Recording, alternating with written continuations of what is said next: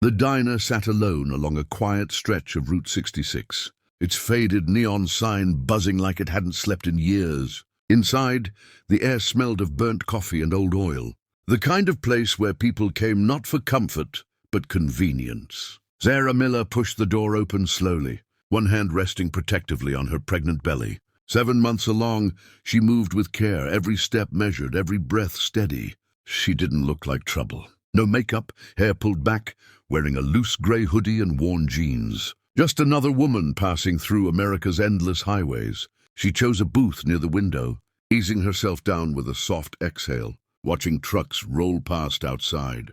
Her husband was away again, always riding, always moving, and she had learned to manage alone. Still, today she felt tired in a way that settled deep in her bones. Behind the counter, Jake noticed her right away. He was young, restless, and angry at a life that hadn't turned out the way he imagined. When his eyes fell on Sarah's belly, his expression hardened.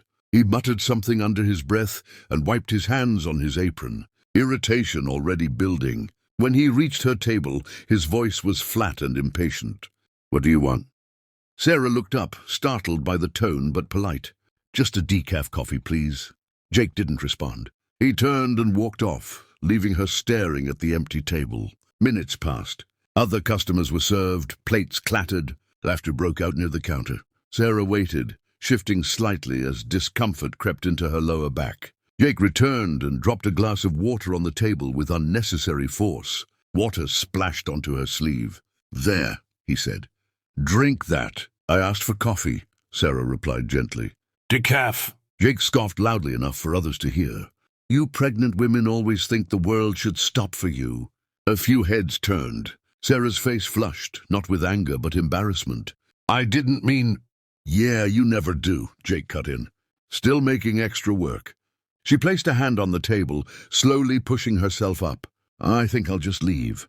That should have been the end of it. But something in Jake snapped. Maybe it was pride, maybe frustration, maybe the belief that no one would ever hold him accountable. He grabbed the water pitcher.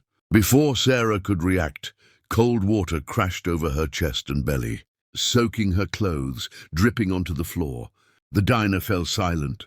Sarah gasped, instinctively shielding her stomach. Her breath caught between shock and disbelief. "You think being pregnant makes you special?" Jake snapped, voice sharp with cruelty. No one moved. No one spoke. Sarah stood there trembling, water running down her sleeves. Slowly she picked up her bag. She didn't argue. She didn't cry. She walked toward the door with as much dignity as she could gather, every step heavy. Outside, the cold air hit her skin, and only then did her hands begin to shake. Jake watched her go, laughing. Sarah didn't drive right away. She sat in her car with the engine off, hands gripping the steering wheel as the shock slowly gave, weight of pain and humiliation. Her clothes clung to her skin, cold and heavy. But what hurt more was the way everyone had looked at her, and then looked away. After a few steadying breaths, she reached for her phone. There was only one number she trusted when the world felt like it was closing in. Mark answered on the second ring. "Sarah." His voice carried the low rumble of the road, wind rushing somewhere in the background. "I'm okay," she said quickly, though her voice betrayed her.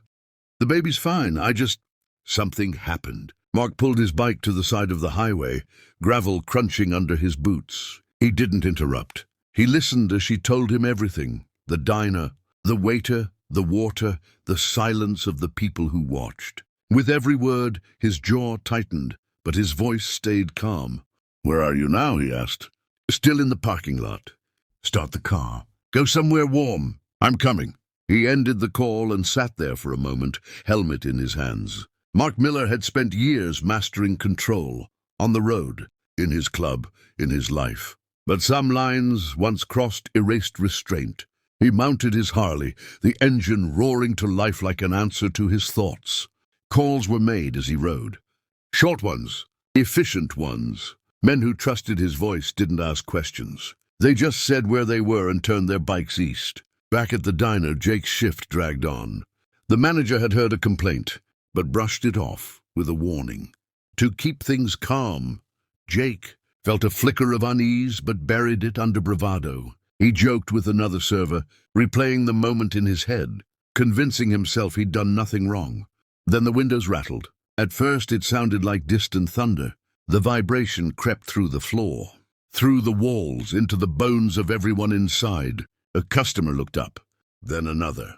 The sound grew louder, deeper, unmistakable. Engines. One motorcycle pulled into the lot, then two, then more, lining up in perfect formation. Black bikes. Chrome, gleaming. Leather jackets marked with a coiled serpent insignia. Conversations died instantly. The door swung open. Mark stepped inside, helmet under his arm, tall, broad, road-worn.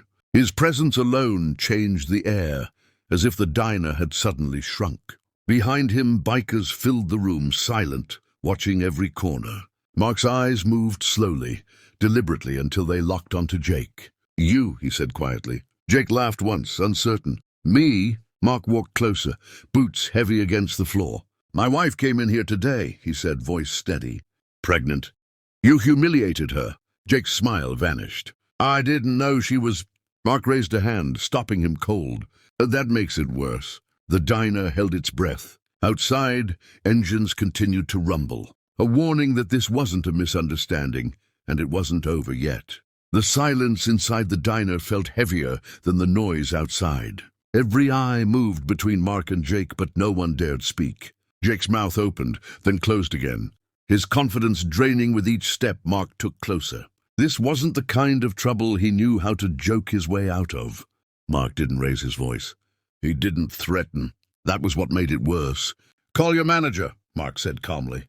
The manager, a middle-aged man with tired eyes, hurried out from the back, wiping his hands on his shirt. One look at the room, the bikers, the frozen customers, the fear on Jake's face, and he knew something serious had happened. "This man," Mark said, pointing at Jake, "threw water on my pregnant wife and humiliated her in front of everyone here." Jake shook his head weakly. It was just a joke. She was being— "Enough," the manager snapped, cutting him off for the first time all day. A woman from a nearby booth stood up. "I saw it," she said, voice shaking. "She didn't do anything wrong." Another customer nodded. "There are cameras. Check them." The manager swallowed hard and stepped behind the counter, pulling up the footage. The screen showed everything. Sarah sitting quietly, the waiter's attitude, the pitcher of water crashing over her. The truth left no room for excuses. The manager turned back, his face pale. "You're done here, Jake. Take off the apron, now." Jake's hands trembled as he untied it. "You can't do this. He's threatening." "No one's threatening you," Mark said evenly. "You lost this job all by yourself." The owner was called. He arrived in a hurry, apologizing before Mark even spoke. After a brief, tense conversation, the decision was final. Jake was fired and told to leave immediately. Mark waited until Jake walked toward the back door, shoulders hunched, eyes down. Then he spoke again, not to intimidate but to be heard. "You didn't hurt my wife because she's married to a biker," Mark said. "You hurt her because you forgot she's human." Jake stopped, swallowing hard, but didn't turn around. Mark placed a folded stack of cash on the counter. "For the coffee she never got," he said. "And for every woman who walks in here after today, treat them better." He turned and walked out. The bikers followed, one by one, boots echoing against the floor. Outside, the sun was dipping low, painting the sky orange and red. Sarah sat in the passenger seat of Mark's truck, wrapped in a dry jacket, her eyes tired but calm. Mark knelt beside her, resting his forehead gently against hers. "It's over," he said softly. She nodded, one hand guiding his to her belly. He smiled for the first time that day. Engines roared to life as the iron serpents rode away, leaving the diner behind in stunned silence. Inside, customers slowly returned to their meals, but something had changed. Respect now hung in the air where cruelty once had, and Jake, standing alone out back, finally understood that some lessons arrive quietly, while others come riding in on thee.